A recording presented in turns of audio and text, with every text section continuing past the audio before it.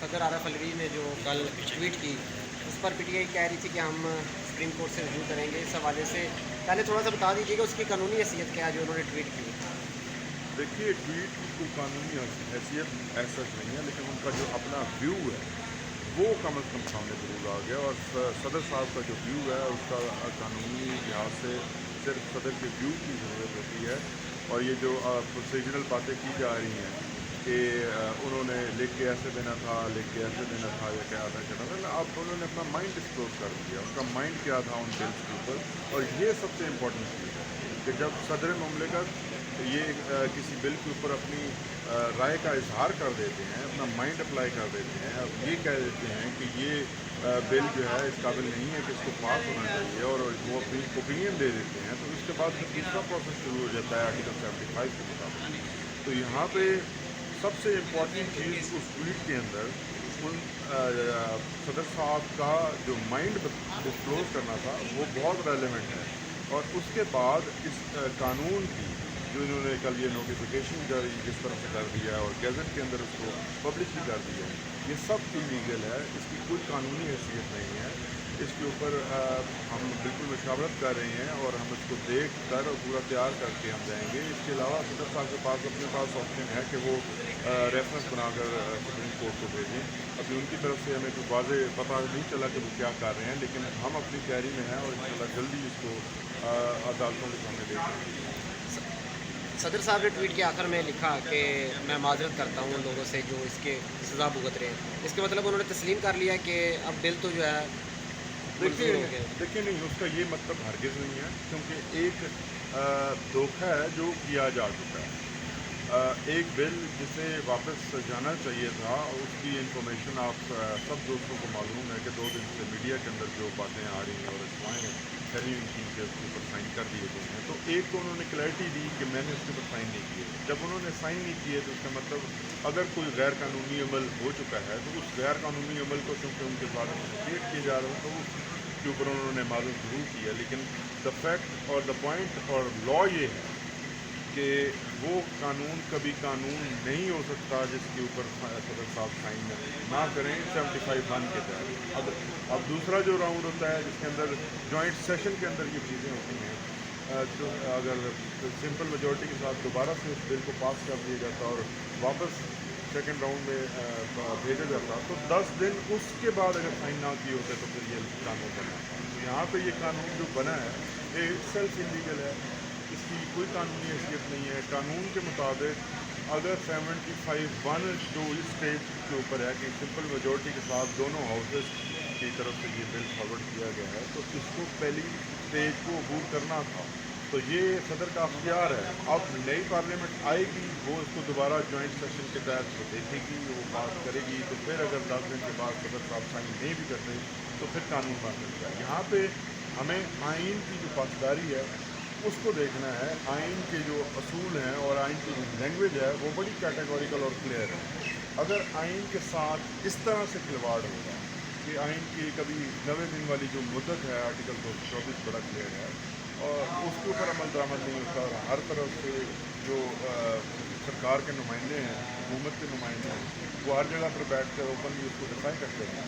اسی طرح supreme court of Pakistan نے ایک واضح آرڈر دیا کہ 90 دن کا مطلب 90 دن. اب اگر یہ رہتا سہتا جو آرڈر پوری سسٹم کے اندر تھوڑا سا جو موجود تھا اس کی بھی جو کلی ہے وہ کھول دی گئی. یہاں صدر مملکت کی طرف سے یہ بیان آنا، یہ اسٹیٹمنٹ آنا، یہ ٹویٹ آنا بہت بڑی بات ہے. اور یہ کوئی چھوٹا کرائسس نہیں ہے. آپ کے ملک کا سب سے بڑا جو سویلین اور فوجی دونوں، سویلین اور فوجی دونوں سب سے بڑا عہدیدار یہ کہہ رہا ہے کہ میرے حکم کے اوپر عمل درآمد نہیں ہے. تو سوال یہ پیدا ہوتا ہے کہ کون ہے جو صدر مملکت جو آرمڈ فورسز کی چیف آف اسٹاف بھی ہیں، تو ان کا حکم کون نہیں مانتا؟ کون ہے جو ان کے حکم سے ڈیفائی کر رہا ہے اور کون ہے جو ان کی ٹیبل کے نیچے سے فائلیں لے کر غائب ہو رہا ہے؟ تو بیسیکلی تو یہ فائلیں غائب ہونے کا معاملہ ہے.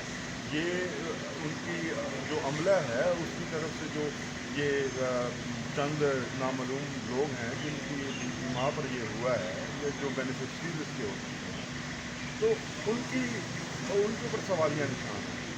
اور یہ پوری دنیا نے دیکھا ہے کہ کس طرح سے، اور دنیا میں یہاں پہ سوال یہ کیا جاتا ہے کہ دنیا میں صدر صاحب کے ٹویٹ کی وجہ سے ہماری جو ہے وہ بڑی جگ رسائی ہوئی ہے. تو جگ رسائیاں ان باتوں کے اوپر نہیں ہوا کرتی. جگ رسائیاں آپ کے اعمال، جیسے جب آپ غلط کرتے ہیں اپنی عوام کے ساتھ، جب آپ دھوکہ کرتے ہیں اور اپنی عوام کی جو بدحالی ہے، معاشی ضروریات ان کی دیکھیں، ان کے جو بنیادی ترین حقوق ہیں وہ جب پورے نہیں ہوتے، اور جب کرپشن ہوتی ہے، اور جب بین الاقوامی طور پر آپ پشکول لے کر جاتے ہیں، تب آپ کی کوئی جو جگ رسائی نہیں ہوتی. البتہ اگر ایک قانون کے اوپر عمل درآمد کے لیے ایک آواز، توانا آواز اٹھی ہے، تو اب آپ کی جگ رسائی ہو رہی ہے. یہ مزہ کا خیز ہے بڑا.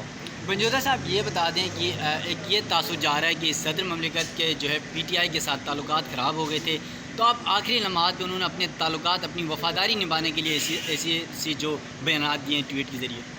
دیکھیے، پی ٹی آئی ایک سیاسی جماعت ہے، وہ پورے پاکستان کے صدر ہیں. ان کے اوپر ذمہ داری آئینی ذمہ داری ہے. آئینی ذمہ داری ایک سیاسی جماعت کے نظریے کے پوائنٹ آف ویو سے بہت بڑی ہوتی ہے. میں یہ سمجھتا ہوں کیونکہ ہر جگہ پر ہر پولیٹیکل پارٹی کے اندر ایک اپنا نظریہ اور اپنا پولیٹیکل پاور گین کرنے کا ایک ریس لگی ہے. لیکن جو صدر مملکت ہے وہ اصولوں کے لیے کھڑے ہوئے ہیں، وہ اس آئین کے لیے کھڑے ہوئے ہیں. یہ آئین پی ٹی آئی کا آئین نہیں ہے، یہ آئین پاکستان ہے. تو ان کا یہ کہنا، اگر کسی کا ان کی لائلٹی حاصل کرنے کے لیے، پی ٹی آئی کی لائلٹی کے لیے انہوں نے کی ہے، تو یہ میرے خیال سے ایک چھوٹا اس کا بڑا اسپیکٹ اور ویو ہو سکتا ہے. لیکن جو larger interest of the nation ہے وہ تو آئین کے اندر ہے. تو میں یہ کہوں گا، آپ کے سوال سے ڈس ایگری کروں گا، میں یہ کہوں گا کہ وہ قوم کی حمایت حاصل کی ہے انہوں نے. کیونکہ قوم، جب خبریں آ رہی تھیں تو ہر طرف سے آپ کو بھی معلوم ہے کہ ہر کوئی اس کے اوپر ناراضگی کا اظہار کر رہا تھا کہ انہوں نے سائن کیسے کر دیا جب باقی سائن نہیں کی.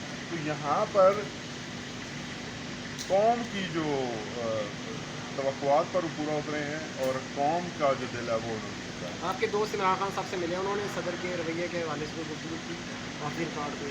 دیکھیے، اس کے بعد ملاقات نہیں ہوئی، اور ایسی کوئی بات پہلے اس سے پہلے نہیں ہوئی. ان کے جو بلز کے حوالے سے خبریں آ رہی تھی کہ وہ جگہ در پاس کر رہے تھے، اس حوالے سے کوئی خان صاحب نے کوئی ناراضگی کا اظہار کیا؟ دیکھیے، جتنے بل آئے ہیں وہ ان کا آنے کا طریقہ کار کافی غلط رہا ہے. لیکن اس میں جو پروسیکیوشن کے ریلیٹڈ تھا اسلام آباد کی، وہ ایک اچھا عمل ہے، کیونکہ اسلام آباد کے اندر پروسیکیوشن ایگزسٹ نہیں کرتی. تو یہ نہیں کہہ سکتے کہ ساری ایسی تھے.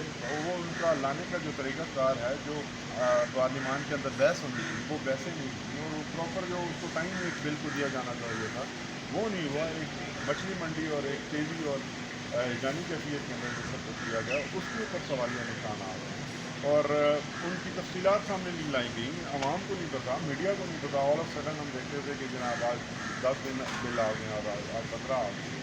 تو یہ طریقہ کار کے اوپر سوالیہ نشانات تھے. اگر صدر صاحب نے کچھ بل، اگر ان میں سے کچھ منظور بھی کیے ہیں، تو وہ یقینی طور پر عوامی فلاحی بل ہوں گے.